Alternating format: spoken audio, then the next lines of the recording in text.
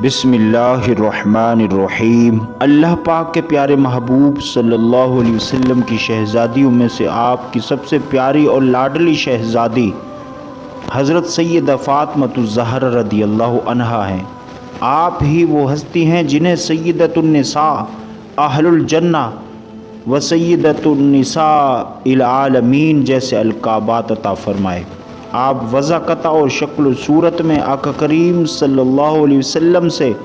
بہت مشابہ تھیں۔ پر نور ولادت سیدہ فاطمۃ الزہرا رضی اللہ عنہ کی ولادت باسعادت اعلان نبوت سے 5 سال پہلے ہوئی۔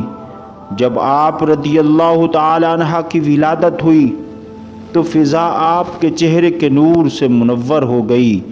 آپ کی ولادت حضرت خدیجۃ الکبریٰ رضی اللہ عنہا کے گھر پر ہوئی، اس لیے اسے مولد فاطمہ کہا جاتا تھا۔ حضرت خدیجۃ الکبریٰ رضی اللہ عنہا نے دیگر اولاد کی طرح آپ کو دائی کے سپرد نہیں کیا کہ وہ آپ کو دودھ پلائے، بلکہ انہوں نے خود اپنے زیر سایہ آپ کی شاندار اور اچھی پرورش کی۔ حضرت خدیجہ رضی اللہ عنہا کی وفات کے بعد آپ صلی اللہ علیہ وسلم نے حضرت ام سلمہ رضی اللہ عنہا سے عقد کیا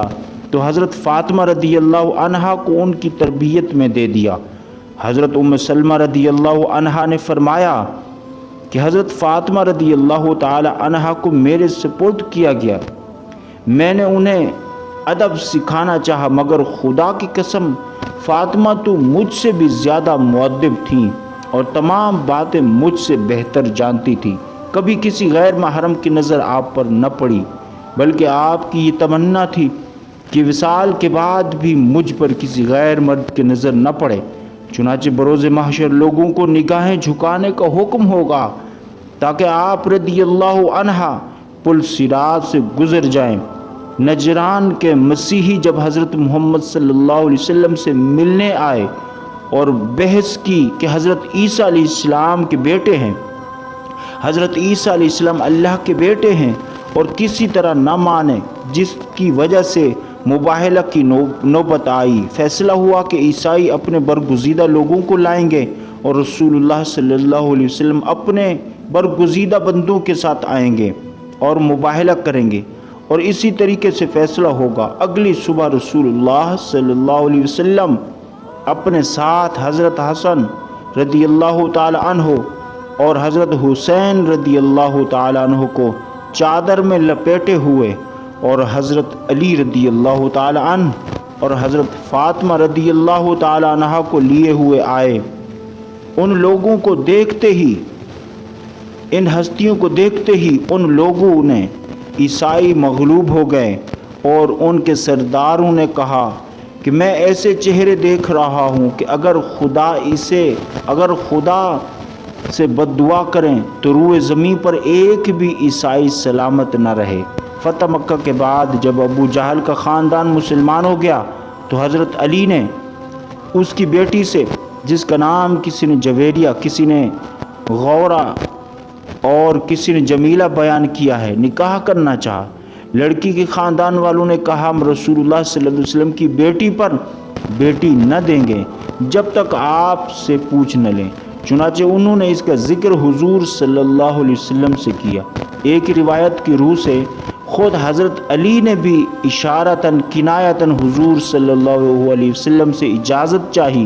اور بعض روایات سے معلوم ہوتا ہے کہ حضرت فاطمہ رضی اللہ تعالی عنہا نے بھی ان باتوں کا چرچا سن لیا اور جا کر اپنے والد ماجد حضور صلی اللہ علیہ وسلم کی خدمت میں عرض کیا کہ آپ صلی اللہ علیہ وسلم کی قوم کے لوگ سمجھتے ہیں کہ آپ کو اپنی بیٹیوں کی پرواہ نہیں ہے۔ دیکھیے یہ علی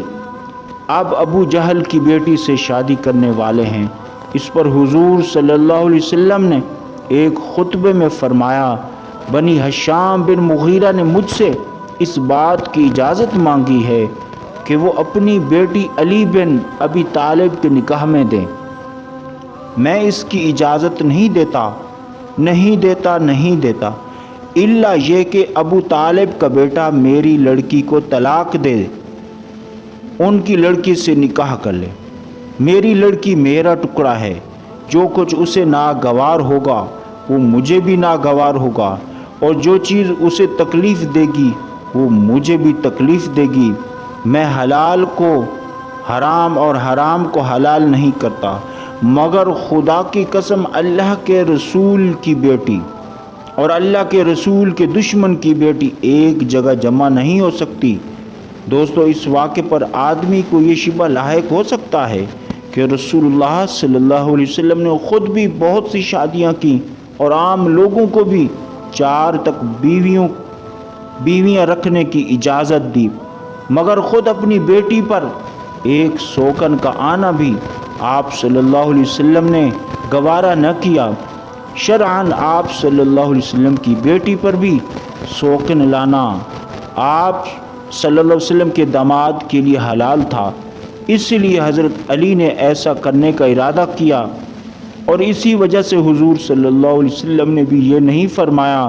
کہ ان کے لیے یہ فعل حرام ہے، بلکہ آپ صلی اللہ علیہ وسلم نے خود تصریح فرمائی کہ میں حلال کو حرام نہیں کرتا۔ لیکن یہاں حضور صلی اللہ علیہ وسلم کی ایک ہی شخصیت میں 2 مختلف حیثیتیں جمع تھیں۔ ایک حیثیت میں آپ انسان تھے اور فطرتاً یہ ممکن نہ تھا کہ آپ صلی اللہ علیہ وسلم کی صاحبزادی کے گھر میں سوکن آنے سے جو تلخی پیدا ہو اس کا تھوڑا یا بہت اثر آپ کی طبیعت پر نہ پڑے۔ دوسری حیثیت میں آپ صلی اللہ علیہ وسلم اللہ کے رسول تھے، اور رسول اللہ صلی اللہ علیہ وسلم کی حیثیت سے اور رسول کی حیثیت سے آپ کا مقام یہ تھا کہ آپ کے ساتھ اگر کسی شخص کے تعلقات خراب ہو جائیں اور کوئی شخص آپ کے لیے موجب اذیت ہو جائے تو اس کے دین و ایمان کی بھی خیر نہ ہوتی تھی۔ اسی وجہ سے حضور صلی اللہ علیہ وسلم نے حضرت علی کو بھی اور بنی ہشام بن مغیرہ کو بھی اس کام سے روک دیا کہ بنی ہشام بن مغیرہ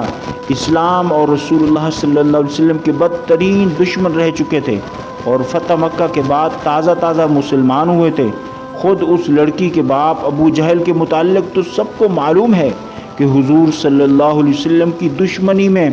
وہ تمام کفار سے بازی لے گیا تھا۔ یہ بھی واقعہ ہے کہ جنگ بدر میں وہ مسلمانوں کے ہاتھوں مارا گیا اور اس کا خاندان برسوں اس کے جذبہ انتقام میں تڑپتا رہا۔ اب اگرچہ یہ لوگ اسلام قبول کر چکے تھے، لیکن یہ تحقیق ہونا ابھی باقی تھا کہ یہ قبول اسلام واقعی پورے اخلاص اور قلوب کی مکمل تبدیلی کا ثمرہ ہے یا محض شکست کا نتیجہ۔ اس حالت میں اس خاندان کی لڑکی اور وہ بھی خاص ابو جہل کی بیٹی کا اس گھر میں سوکن بن کر پہنچ جانا جہاں رسول اللہ صلی اللہ علیہ وسلم کی صاحبزادی ملکہ بیت تھی، ملکہ گھر تھی، بڑے فتنوں کا سبب بن سکتا تھا۔